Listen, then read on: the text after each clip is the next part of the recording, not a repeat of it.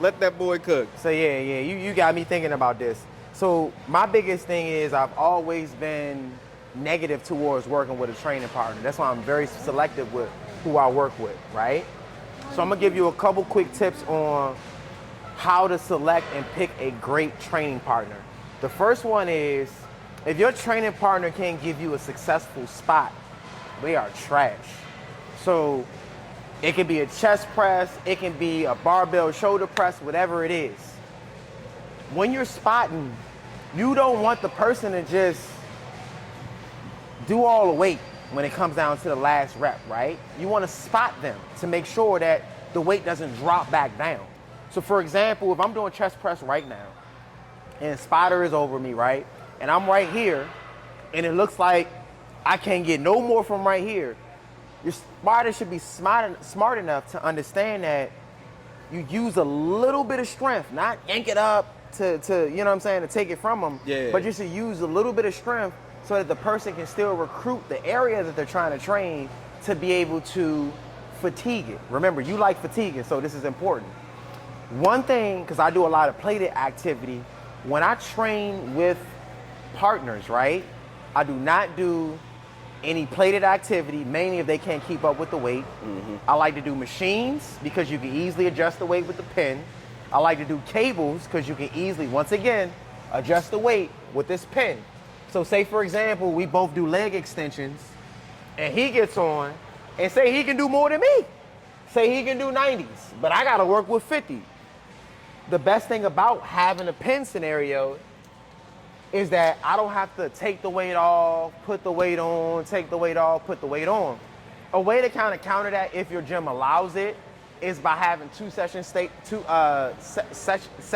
sections set up where you got one bench press here, another bench press here, so you ain't got to worry about that. So say if, once again, Brandon lift 225 and I can only lift 135.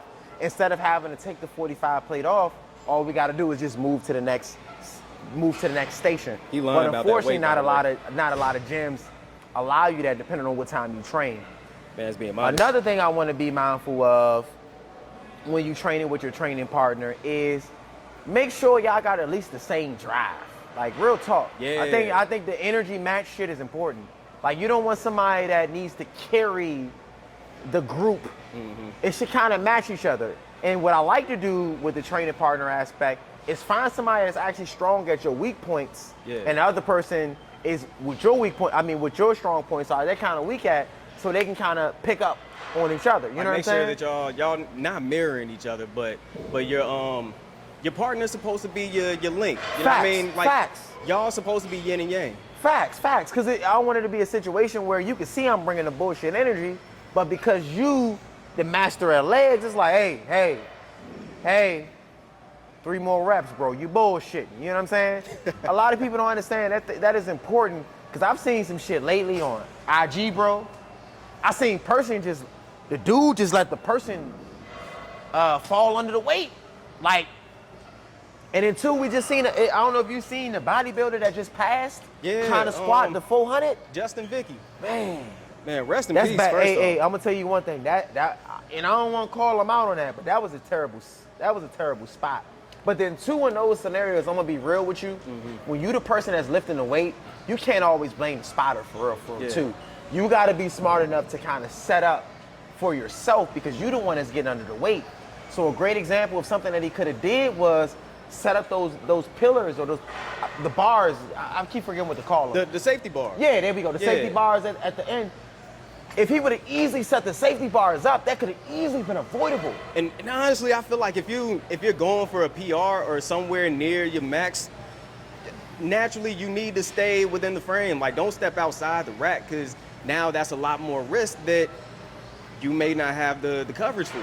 That's two. And then two, another thing, piggybacking on what you just said, if worst case worse, if you do decide to step out the rack like that, because I always say a spotter can be good or bad. Like, we seen that scenario, spotter was bad. But if you don't have a spotter, know how to get away from the weight. That's important to understand too. If you don't have a spotter, because I train by myself a lot, and I don't have a spotter. So for me, I always say, don't get under weight that you're not comfortable with. Like if you don't know you can get up, like don't ego lift it. Know at least once you get under that weight, you can actually get up from the bottom. You know what I'm saying? It's a little different to get under like, oh shit, like it's heavier than what I thought it was. In my opinion, you really put yourself at risk of getting injured by not knowing you can get up from that weight that you're getting under. So I always say too, be real strategic. I'm real smart on that. Where if I'm doing a barbell squat and say I want to try 365, because I did that recently. I tried the 365, but I made sure, like I said, the safety bars are set up. I made sure that worst case worse, I had a way to let the weight go just in case I couldn't get up. Because sometimes we like to approach some of that crazy ass weight when we already did the crazy weight 2-3 sets before sometimes. You know what I'm saying? Now, I'm not gonna lie, like for me, I like shoulder press, right? The barbell shoulder press. The seated joint specifically, because it has those safety bars. Facts. Worst case scenario, like I'm real protective over my shoulders, so I try not to go like too heavy. I try to be a smart motherfucker. As you should. So I'll still try to chase for somewhat of a PR, but if I'm, like you said, if I'm not feeling all that confident, oh nah, bump this, I'm gonna humble myself. Facts, because the thing is about lifting, you can go into a training session knowing that you hit that weight with ease last week, but depending on how much rest you got, how much you nourished the body that day or the day before, how much hydration, how stressed are you overall, not just physically, but mentally as well. These all things like play a huge role in your performance when it's time to perform. And like I said, you could have came in here last week or even a couple days before and hit that shit with ease. And today might be that day where it ain't your day for real. You know what I'm saying? You struggling with weight where you like, damn, like I generally hit this with ease. That's generally an indicator for me that it's like I'm doing a little too much, or like I said, I'm not nourishing the body enough, or it's really time to scale back. Because 2 weeks ago, I was doing this little full body frenzy, and I'm not realizing that I'm hitting the same area over and over and over again, but I'm comparing my Friday to my Monday, and I already hit the same area 8 times. You know what I'm saying?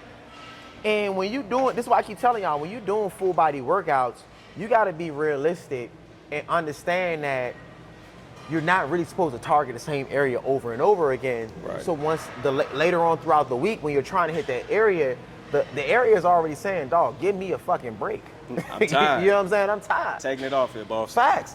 And that's another reason why a lot of people don't get the growth or the development that they want, because they want so much out of the area that they don't realize that they need to focus more on the surrounding muscle groups more so than the actual area.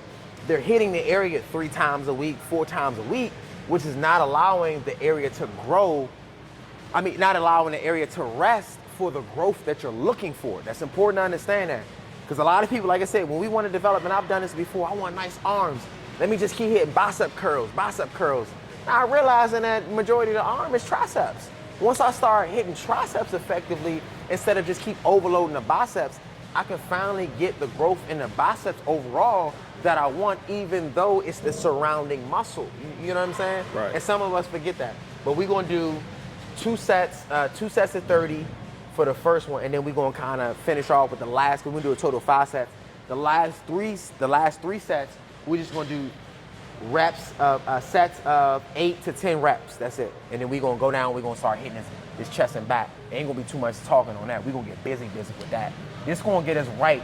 So one thing, if you've noticed, I'm a big fan. First of all, my favorite area to actually train is legs.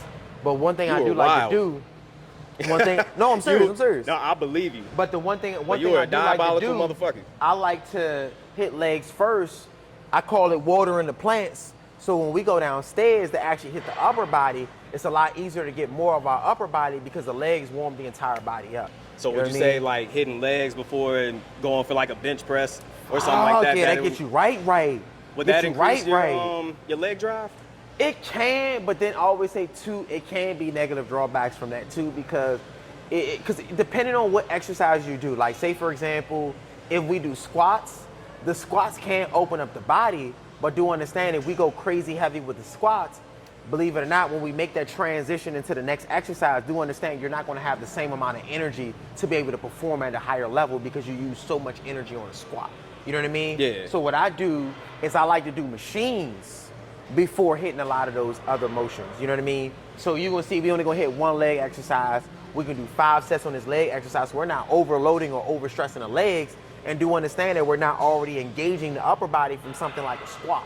The squat going to break us down. We put that squat on our back, everything is breaking down at that point. Only thing we really breaking down right now is the quads for the most part.